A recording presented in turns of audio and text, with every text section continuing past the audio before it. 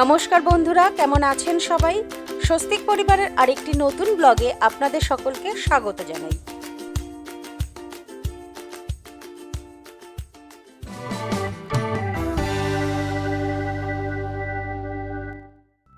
আমরা বালাসর ঘোরার জন্য কলকাতা থেকে রওনা দিয়েছিলাম শনিবার ভোর 5টা নাগাদ।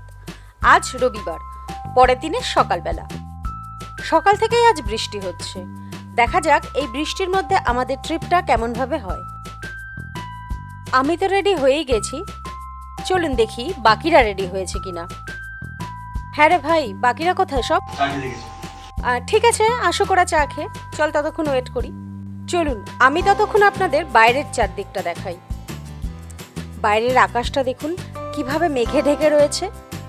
আপনাদের একটু ক্যামেরাটা জুম করে দেখাই। এত সুন্দর মেঘলা আকাশ দেখে কবিগুরু রবীন্দ্রনাথের একটা গান খুব মনে পড়ছে।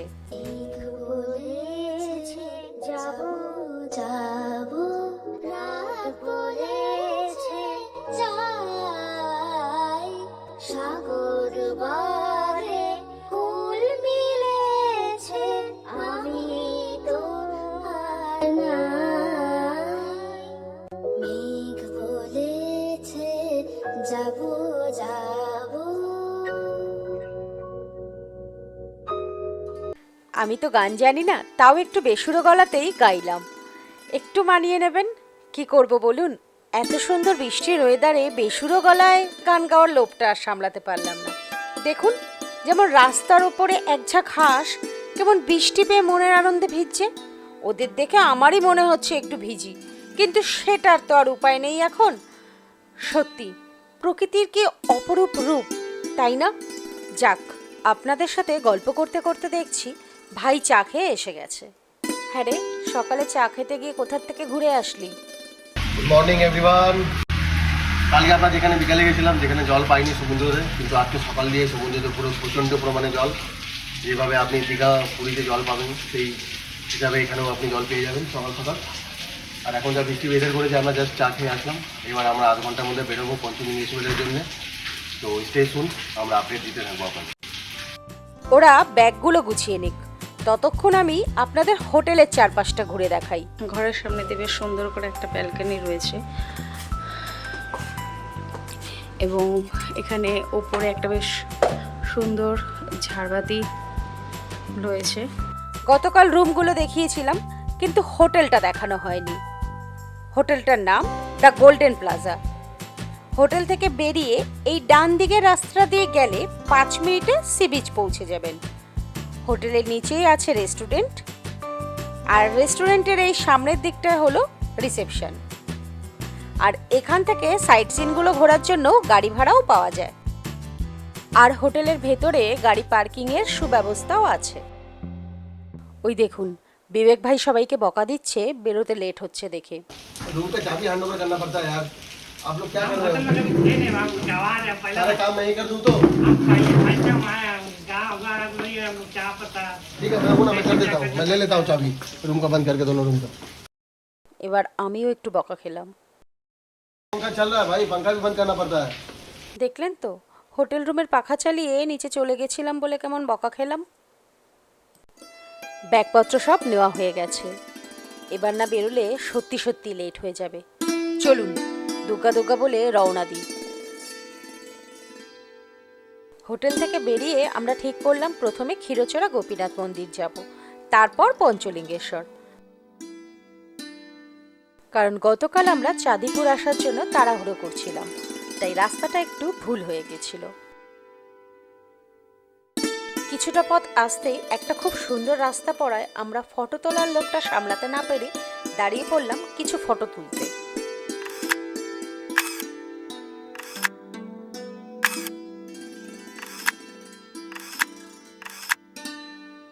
কয়েকটা ফটো তুলতে খুব জোরে বৃষ্টি শুরু হয়ে গেল, সাথে আমাদের একে অপরের লেগ পুলিং করা। আমরা এখন রওনা করেছি পঞ্চলিঙ্গেশ্বরের দিকে। তো প্রথমে আমরা যাব ক্ষীরচোরা, তারপরে আস্তে আস্তে 3-4টে স্পট ঘুরে পঞ্চলিঙ্গেশ্বর যাব। তো প্রথমেই শুরু করি জার্নিতে কে কে আছে। আউদেশ কিছু বলবে? কিছু বলা আছে না, এখন প্রচুর বৃষ্টি হচ্ছে, সেজন্য আমরা দাঁড়িয়ে আছি, একটু খাওয়া দাওয়া করবো, তারপর বেরোবো।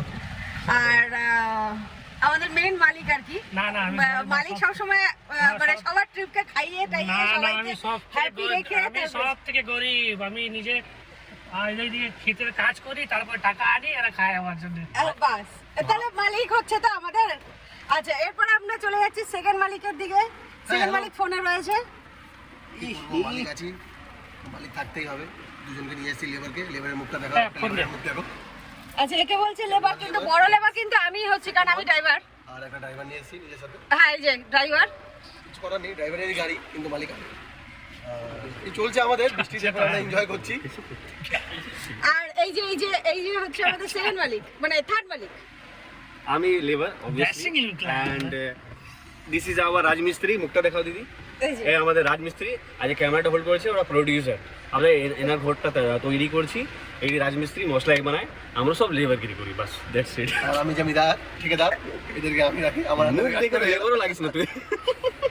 ঠিক আছে, চলুন, এরকম তো মস্তি হতেই থাকবে। দেখতেই পাচ্ছিলেন কিভাবে লেগ পুলিং হচ্ছিল একে অপরের। আমরা এখানে বেশিক্ষণ না দাঁড়িয়ে এগিয়ে চললাম সামনের দিকে। চাঁদিপুর থেকে দুটো রাস্তা দিয়ে পঞ্চলিঙ্গেশ্বর মন্দির যাওয়া যায়। বালাসর স্টেশন মোড় থেকে সোজা পঞ্চলিঙ্গেশ্বর মন্দির, আর একটা রাস্তা রেমুনা হয়ে। আমরা রেমুনা হয়ে গেলাম, যেহেতু ক্ষীরচোরা গোপীনাথ মন্দির গতকাল আমাদের যাওয়া হয়নি। চাঁদিপুর শহর থেকে ক্ষীরচোরা গোপীনাথ মন্দিরের দূরত্ব 21 কিলোমিটার, যেটি রেমুনাতে অবস্থিত, আর বালাসর শহর থেকে 9 কিলোমিটার। আমরা মন্দিরের কাছে পৌঁছে গেছি।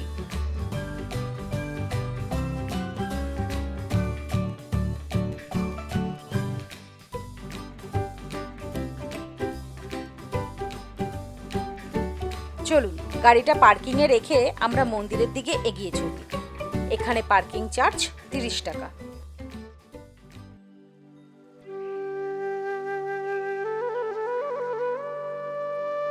কথিত আছে আজ থেকে প্রায় 600 বছর আগে এই মন্দির গোপীনাথ জিও মন্দির নামে পরিচিত ছিল। তার প্রায় 100 বছর পরে মহাদেবেন্দ্র পুরী এই মন্দিরে এসে গোপীনাথের পুজোর সূচনা করেন, আর তারপর থেকেই এই মন্দিরের নাম ক্ষীরচোরা গোপীনাথ মন্দির নামে পরিচিত হয়। মন্দিরের ভেতরে রয়েছে কোষ্ঠী পাথরের তৈরি গোবিন্দ, গোপীনাথ ও মদনমোহনের বিগ্রহ। গোপীনাথ জিও মন্দিরটি ক্ষীরচোরা গোপীনাথ মন্দির নামে পরিচিত হলো কেন, তার একটি সুপ্রাচীন ইতিহাস আছে। একদিন মহাদেবেন্দ্র পুরী মন্দিরে প্রভু গোপীনাথের ক্ষীরের ভোগ দর্শন করে মনে মনে ভাবেন যদি তিনি এই ভোগ গ্রহণ করতে পারতেন, কিন্তু পরক্ষণেই তিনি নিজের মধ্যে নিজে অনুতাপের আগুনে দগ্ধ হন যে তিনি প্রভু গোপীনাথের ভোগ হওয়ার আগেই সেই ভোগে নিজের লোভের দৃষ্টি দিয়েছেন। তখন অন্তর্যামী ভগবান গোপীনাথ তার পরম ভক্তের মনের ইচ্ছে পূরণ করার জন্য সেই ক্ষীর চুরি করে মহাদেবেন্দ্র পুরীকে খাওয়ান। সেই থেকে এই মন্দির ক্ষীরচোরা গোপীনাথ মন্দির হিসাবেই পরিচিত। মন্দিরের এক প্রান্তে রয়েছে মহাপ্রভুর চরণ চিহ্ন।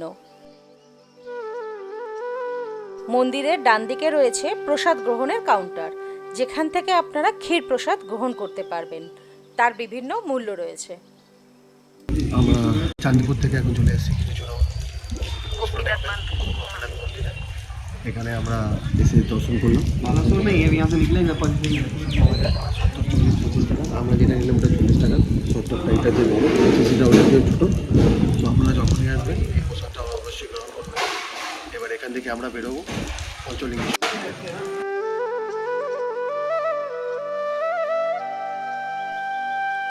মন্দিরের চারদিকে আছে শ্রীকৃষ্ণের জন্মবৃত্তান্ত ও নানা পৌরাণিক কাহিনীর চিত্রবর্ণনা, যা আপনাদের মুগ্ধ করবেই। এছাড়া মন্দিরের উত্তর প্রান্তে রয়েছে রসিকানন্দ প্রভুজির সমাধি মন্দির।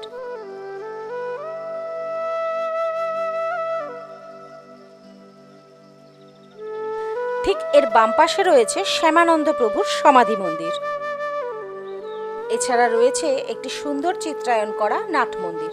নাট মন্দিরের দেওয়ালে চিত্রায়নগুলি দেখুন কি সুন্দর। মন্দির থেকে বেরিয়ে এবার আমরা চললাম টিফিন করতে। আমরা এখানে টিফিন করেছিলাম পুরি, সবজি, চপ, বড়া ইত্যাদি, যার প্রত্যেকটি ছিল সম্পূর্ণভাবে নিরামিষ, সবজিতে পেঁয়াজ রসুনও নেই। একদম পুরো পিওর ভেজ, যার মধ্যে কোনো রকম পেঁয়াজ রসুন ছিল না। আমার আপাতত চলছে এটা, রিতেশ এসছে, সবার লেট।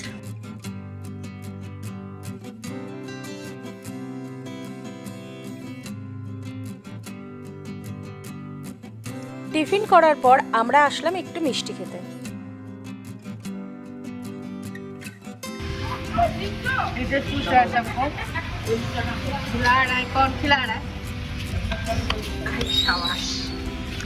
আজকে মিষ্টি খাওয়ানোর ইসে হচ্ছে কি টি ব্রেকফাস্ট লাঞ্চ আমার। আচ্ছা রিতেশের বিবেক, এখন কি খাবি তুই আবার? এখন আমি খাবো একটা গজা, গজা একটা, তারপরে ছেনার বড়া, দুটো,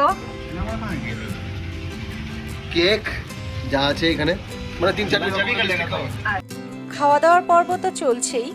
খাওয়া দাওয়ার পর্ব শেষ হলে এরপরে আমরা বেরিয়ে যাব পঞ্চলিঙ্গেশ্বর মন্দিরের উদ্দেশ্যে।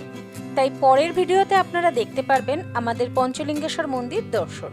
তাই আজকের মতো ভিডিওটা এখানেই শেষ করছি। সবাই ভালো থাকবেন, সুস্থ থাকবেন, সাবধানে থাকবেন।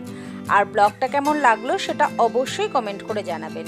ভালো লাগলে ভিডিওটা একটা লাইক করে দেবেন, আর প্লিজ চ্যানেলটা সাবস্ক্রাইব বা ফলো করে দেবেন, কারণ আপনাদের সাপোর্ট ছাড়া আমি কিন্তু কিছুই করতে পারবো না। জয় হিন্দ, জয় ভারত।